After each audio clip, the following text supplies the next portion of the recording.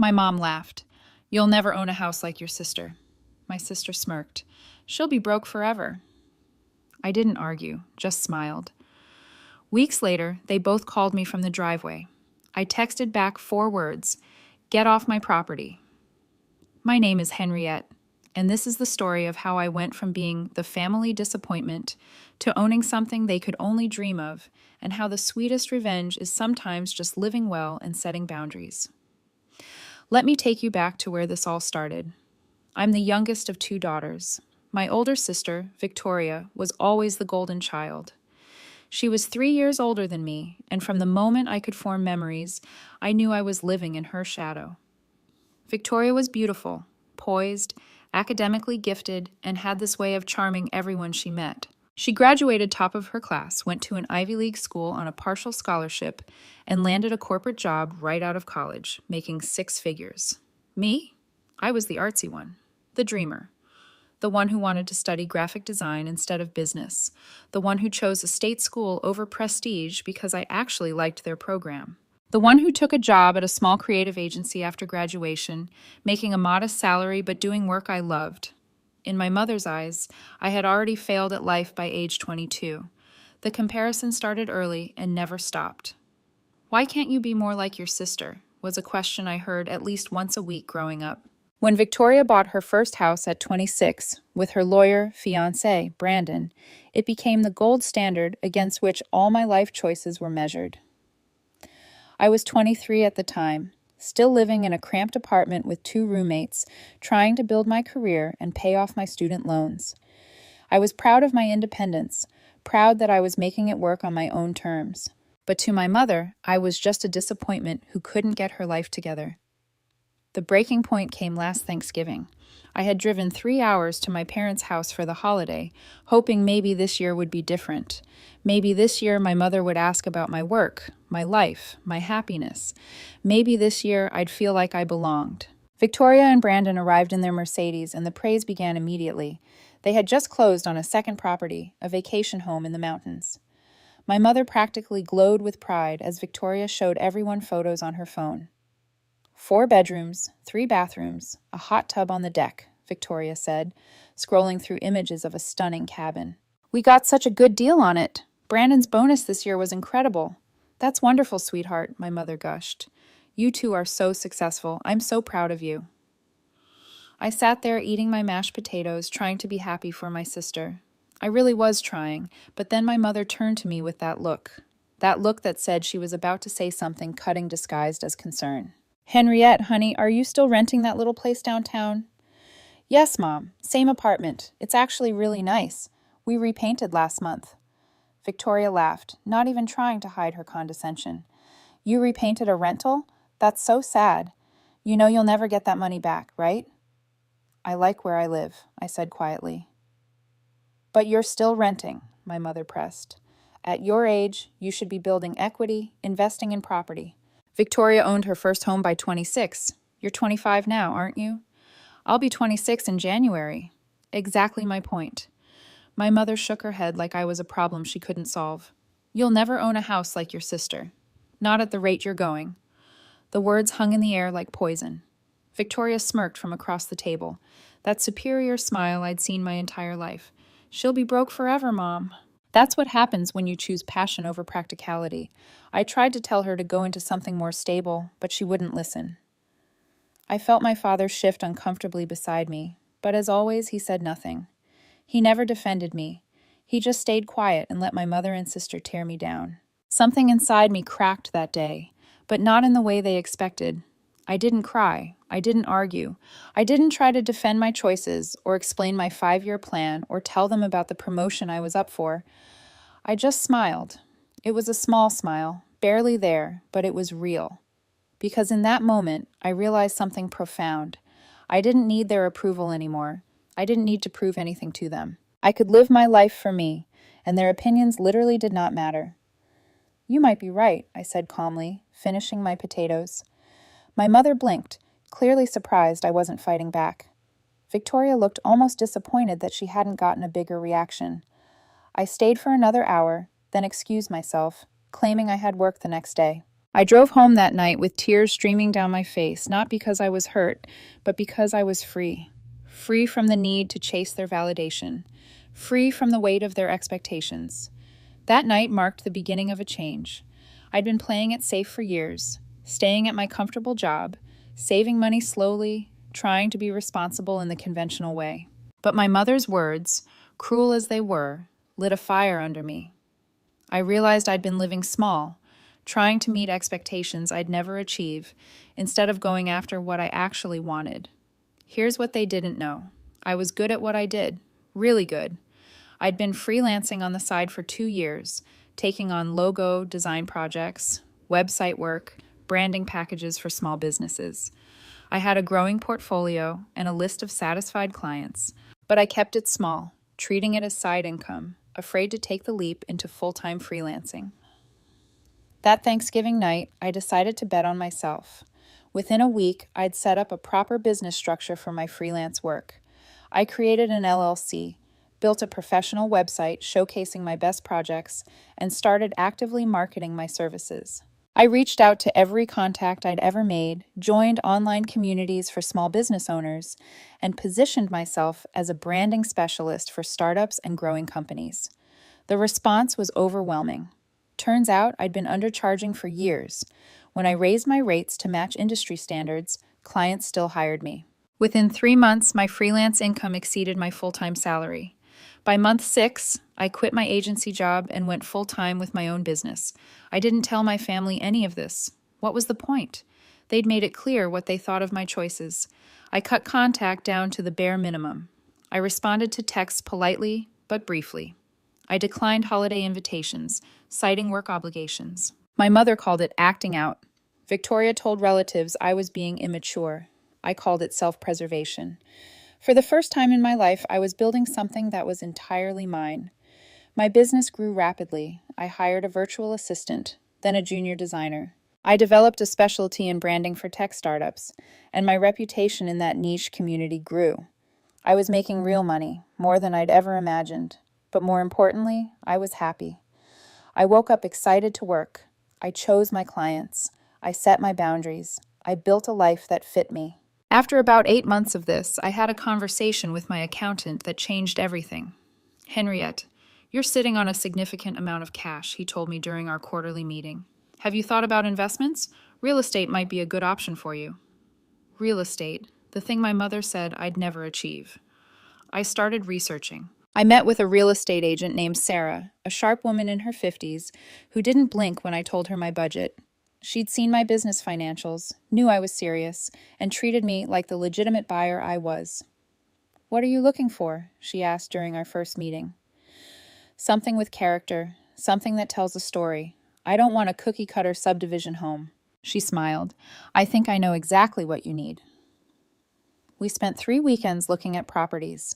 There were some beautiful options, modern lofts downtown, charming bungalows in up-and-coming neighborhoods, even a converted warehouse that would have been perfect for someone else. But nothing felt right. Nothing felt like mine. I was starting to get discouraged when Sarah called me on a Tuesday afternoon. I have something, but it's a bit of a project. Are you open to renovations? Depends on the house. Trust me on this one. Can you meet me tomorrow at 10 o'clock? The next morning, I followed Sarah's directions to a neighborhood I'd only driven through a handful of times, Millbrook Heights. Even the name sounded expensive, old money, established, the kind of place where families had lived for generations, where everyone knew everyone, where the homes were protected by historical society regulations. As we turned onto Rosewood Avenue, I felt my breath catch. The street was lined with mature oak trees that created a canopy overhead. Every house was unique, meticulously maintained, clearly loved. There were wraparound porches, turrets, gingerbread trim, and gardens that looked like they belonged in magazines. Sarah pulled up in front of a pale yellow Victorian with white trim. It was stunning, even from the curb. 3 stories, a tower on the left side, stained glass windows, and a porch that wrapped around the entire front and side of the house. It's been on the market for 6 weeks, Shane, Sarah explained as we walked up the stone pathway. The owner, Mrs. Eleanor Hartwell, is 93 and moving to assisted living. She's been very particular about who she'll sell to. She's rejected 3 offers already, all above asking price. Why? She wants someone who will love it. Someone who understands what this house represents. Her husband built this place for her in the 40s when they married. She's raised 4 children here, buried her husband, and now she needs to let it go. But she won't sell to just anyone. We walked through the front door, and I fell in love instantly. The entryway had the original hardwood floors, slightly worn, but beautiful. There was a staircase with an ornate banister, and light streamed through the stained glass window on the landing, casting colored shadows across the walls. Every room had a story. The kitchen was dated, with appliances from the 70s and countertops that had seen better days. The bathrooms needed complete overhauls. The wallpaper in several rooms was peeling, and there were water stains on a few ceilings. But beneath all that, the bones were perfect.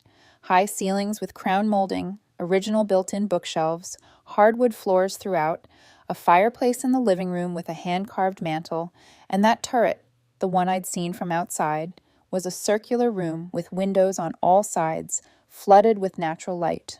"This room," I said, standing in the turret. "This would be perfect for my office." Sarah smiled. "Should I arrange a meeting with Mrs. Hartwell?" "Yes, definitely, yes." 2 days later, I met Eleanor Hartwell in the living room of the house that might become mine. She was a tiny woman with white hair, bright blue eyes, and a firm handshake. "Sarah tells me you run your own business," she said, gesturing for me to sit. "Yes, ma'am. Graphic design and branding. I work with startups and small businesses." "And you're young to be looking at a property like this. Most young people want something modern, something that doesn't require work." "I want something with history, something that means something." She studied me for a long moment. Why this house? I thought about how to answer. I could tell her about the investment potential, the neighborhood, the resale value. But something about Eleanor made me want to be honest, because when I walked in, it felt like home. I grew up feeling like I didn't fit anywhere, like I was always trying to squeeze myself into spaces that weren't made for me. But this house, even with all the work it needs, feels like it's been waiting for someone like me, someone who will appreciate it, who will bring it back to life while respecting what it's been. Eleanor's eyes misted over. "My Henry said almost the same thing when he first saw this plot of land. Said he could see our whole future here, see the home we build together." She paused, touching the arm of her chair gently. "This house has held a lot of love, a lot of life. I need to know it will continue to do that. I promise you, if you sell this house to me, I'll honor what it's been while making it my own. Every decision I make will be about preserving its character." She nodded slowly. "Then let's talk numbers." The negotiation took 2 weeks. Eleanor didn't need the money quickly, which gave her leverage, but she also genuinely wanted the right buyer, which gave me a chance. We settled on a price that was fair, though it stretched my budget to its limits. The day I closed on the house, Eleanor insisted on being there. After we signed all the papers, she pressed an old brass key into my hand. "This was the original key to the front door," she said. "Henry had it made the day we moved in. I want you to have it." I felt tears prick my eyes. "Thank you. I'll take good care of it." "I know you will, dear. I know you will." That's when I found it. There's a historic neighborhood in our city called Millbrook Heights.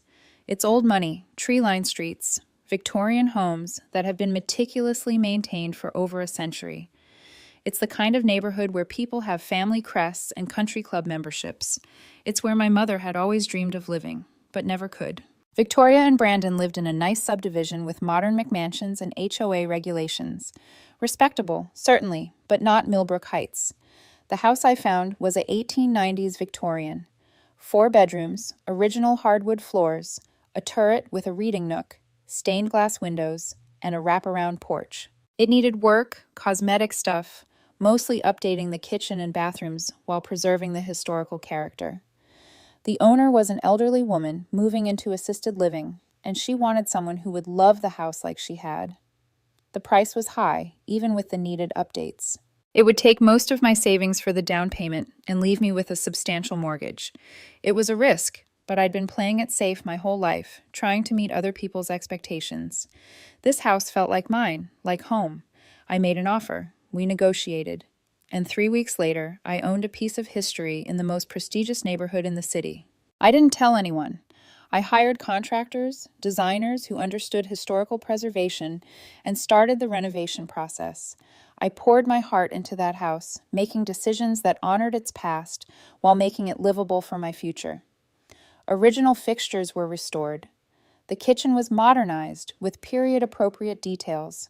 The gardens were brought back to life. 4 months later, it was done. The house was magnificent. Every room told a story. The turret became my office with built-in bookshelves and a window seat overlooking the garden. The kitchen had marble countertops and top-of-the-line appliances hidden behind vintage-style cabinetry. The master bedroom had an ensuite bathroom with a clawfoot tub and a shower tiled and subway tiles with black fixtures. I moved in on a Saturday morning, and for the first time in my adult life, I felt like I'd arrived at exactly where I was supposed to be. I still hadn't told my family. Part of me wanted to show them what I'd accomplished, wanted that moment of validation. But a bigger part of me knew that their approval was worthless. I'd done this for me, not for them. That resolve was tested 2 weeks after I moved in. I was in my office working on a branding package for a new client when my phone rang. It was my mother. I almost didn't answer. We'd barely spoken in nearly a year, but curiosity got the better of me. "Hello." "Henriette." Her voice was clipped, annoyed. "I'm calling because Victoria told me you've been telling people you bought a house. Is this some kind of joke?" My stomach dropped. How did she know? "It's not a joke." "So you're saying you actually purchased property? Where and how? Last time I checked, you were barely making ends meet with your little art projects." There it was, the dismissiveness, the inability to see me as anything other than a failure. "I bought a house, Mom, and it's in Millbrook Heights." Silence. Long, shocked silence. "That's impossible," she finally said. "Those houses cost a fortune. There's no way you could afford something there. Are you lying to make yourself feel better?" "I'm not lying." "Then show us. If you really bought a house in Millbrook Heights, prove it. Give me the address." This was it, the moment I've been unconsciously preparing for. I could tell her no, keep my sanctuary private, maintain my boundaries, or I could show her, let her see what I built, and finally put this chapter to rest. I gave her the address. "We're coming over," she said. "Victoria and I will be there in an hour." She hung up before I could respond. I sat there for a moment, my heart pounding. Then I made a decision. I texted my real estate agent and asked her to come over. I called my accountant. I gathered every piece of documentation, the deed, the mortgage papers, the renovation receipts, the proof of my business income. I wanted everything ready. But then I thought about it more. Why was I preparing to prove myself to them? Why was I setting up a show and tell of my accomplishments like I was still that little girl desperate for approval? I didn't owe them anything. Not an explanation, not proof, not access to my space. I sent a text to my real estate agent canceling the request. Then I walked through my beautiful home, this sanctuary I'd created, and I made another decision.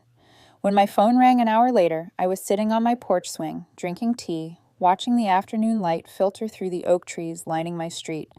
It was my mother. I let it ring. Then Victoria called. I let that ring too.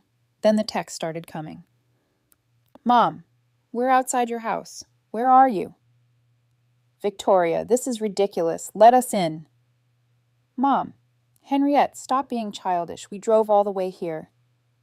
"Victoria, is this really your house? How is this possible?"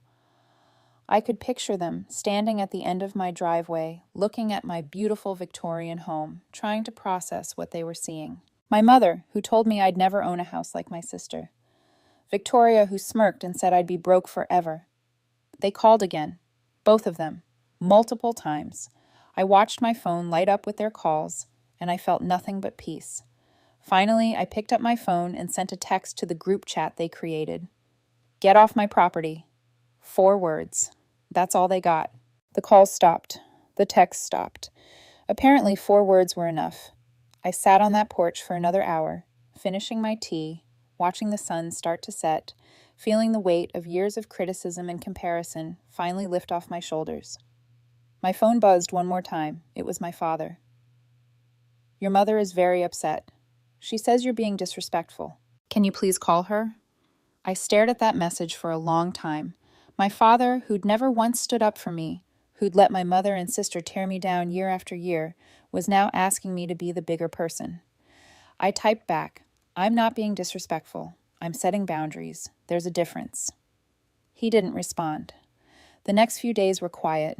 I have expected more calls, more demands, maybe even a visit where they'd refuse to leave, but there was nothing. Then, a week later, I got a text from Victoria. We need to talk. I didn't respond. She tried calling. I didn't answer. Finally, she sent a longer message.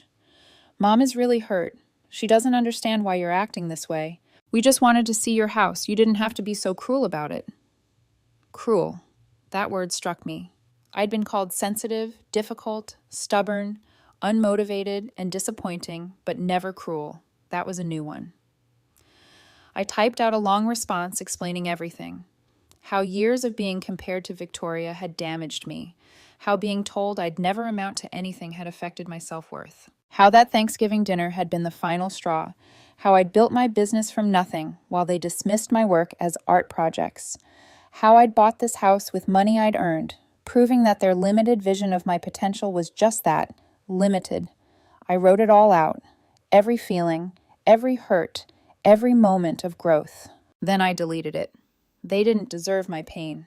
They didn't deserve an explanation. They hadn't earned access to my journey. Instead, I wrote, I'm not cruel. I'm just done being treated like I don't matter. When you're ready to treat me with respect, we can talk. Until then, please respect my boundaries. Victoria read the message, but didn't respond. 2 weeks passed. I threw myself into work, took on new clients, started planning to expand my business further. I had consultations with 3 startups in 1 week and signed contracts with all of them. My calendar was full, my bank account was healthy, and my home was my sanctuary. Life was good. Then my father called.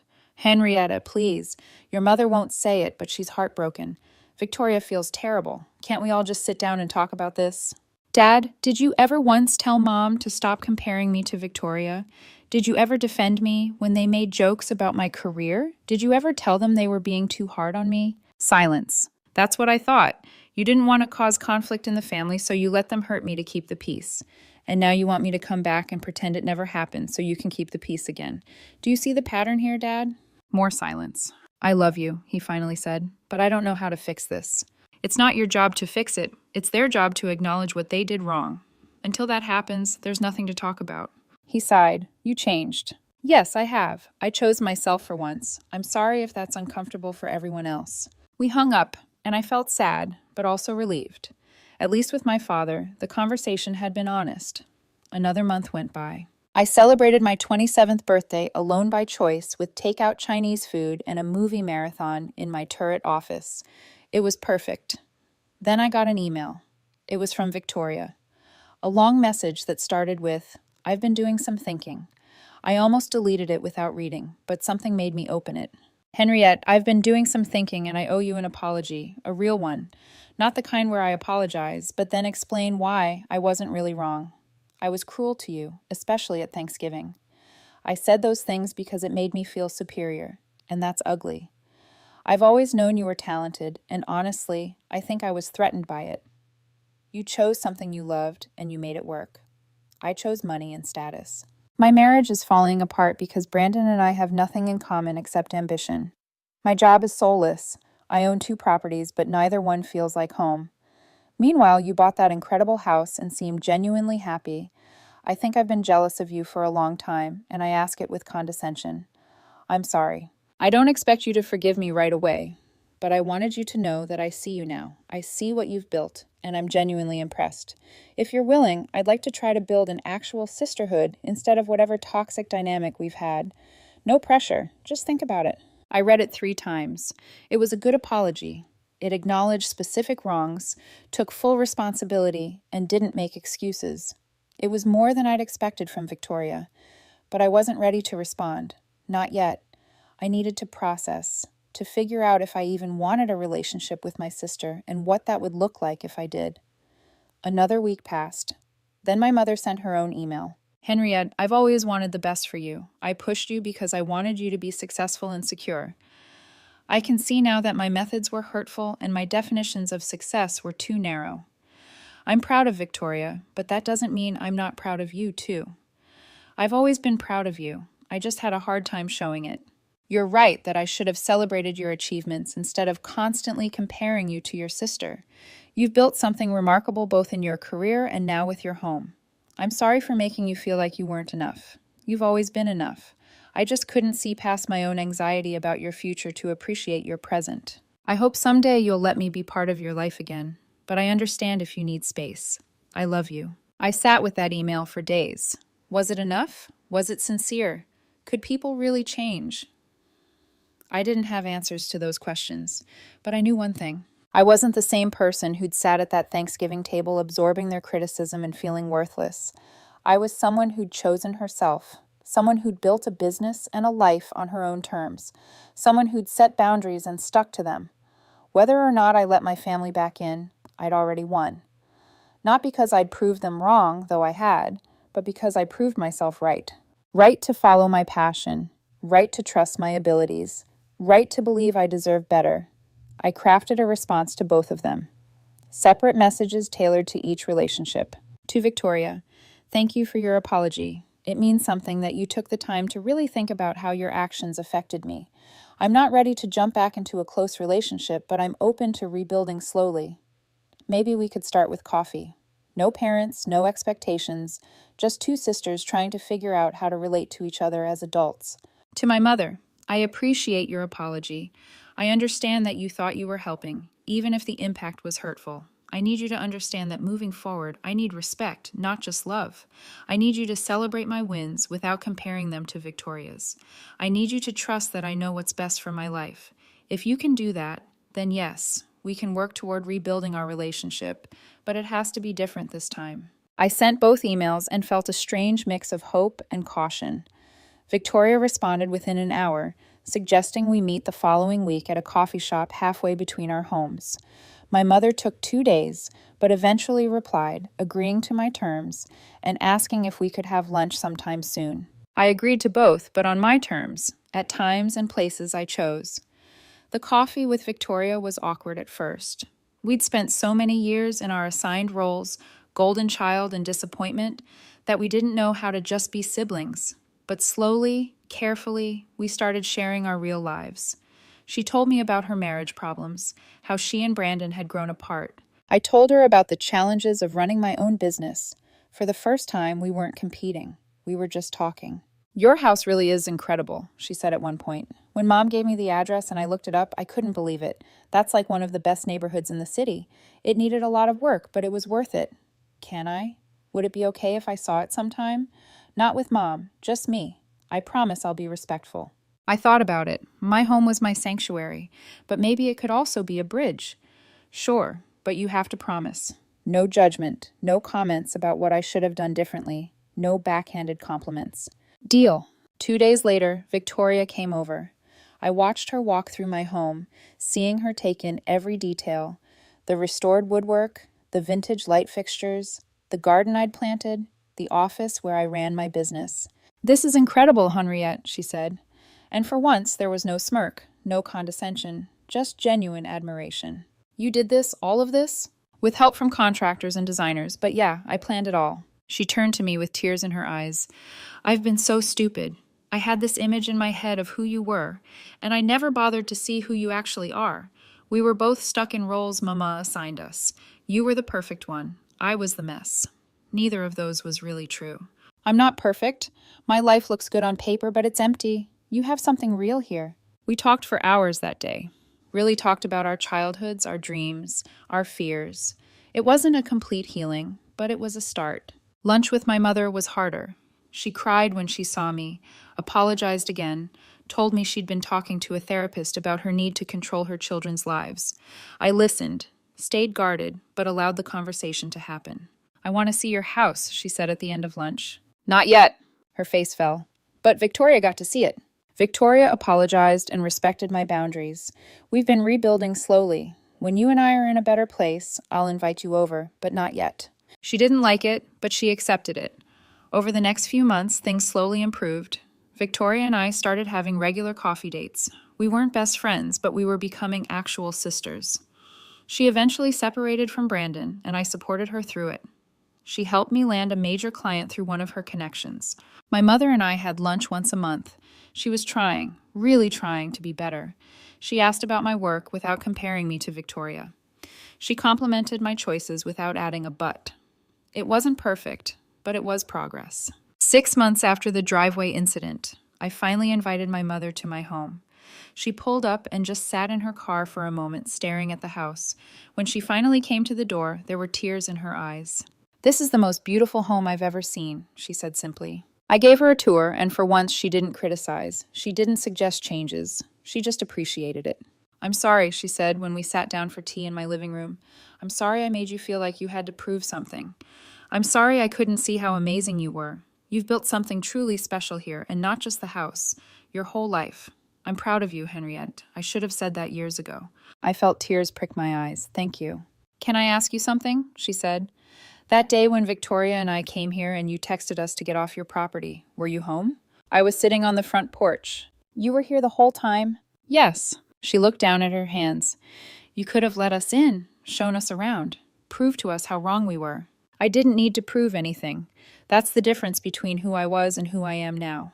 I don't need your validation to know my worth." She nodded slowly. "I taught you that you needed to prove yourself to us. I'm glad you unlearned it." We sat in comfortable silence for a while, drinking tea, watching the afternoon light stream through my stained glass windows. My relationship with my family isn't perfect now. We still have our moments, our old patterns trying to resurface, but we're all trying, and that's more than I expected. My business continues to grow. I've hired 2 more designers and a project manager. I'm thinking about opening a small studio space, bringing my team together in person once a week. My house remains my sanctuary, but it's no longer a secret. I've hosted dinner parties, client meetings, and holidays here. I've let people into my space because I'm secure enough to share it, but I still think about that day sometimes. The day my mother and sister stood in my driveway, probably confused, definitely shocked, trying to reconcile the person they thought I was with the evidence in front of them. I think about those 4 words I texted them. "Get off my property." They were the 4 most powerful words I've ever written, not because they were clever or cutting, but because they represented a choice. A choice to value myself over their approval. A choice to set boundaries instead of seeking validation. A choice to build my own life on my own terms. Sometimes revenge isn't about making someone else feel bad. It's about making yourself feel good, about proving to yourself that you're capable, that you're enough, that you deserve the life you want. My mother laughed and said I'd never own a house like my sister. My sister smirked and said I'd be broke forever. I didn't argue. I just smiled, because I knew something they didn't. I wasn't trying to own a house like my sister. I was going to own something better, something that was mine. And when they finally saw it, when they stood in my driveway calling and texting, desperate to come inside, I had the power to say no. That's the real victory. Not the house, though I love it. Not the successful business, though I'm proud of it. The victory is knowing that I don't need their applause to feel accomplished. I don't need their approval to know my value. I don't need their presence in my life if they can't treat me with respect. I built this life brick by brick, choice by choice, boundary by boundary, and it's mine. That Thanksgiving dinner broke something in me, but it also freed me. It freed me from the need to chase a moving target of expectations.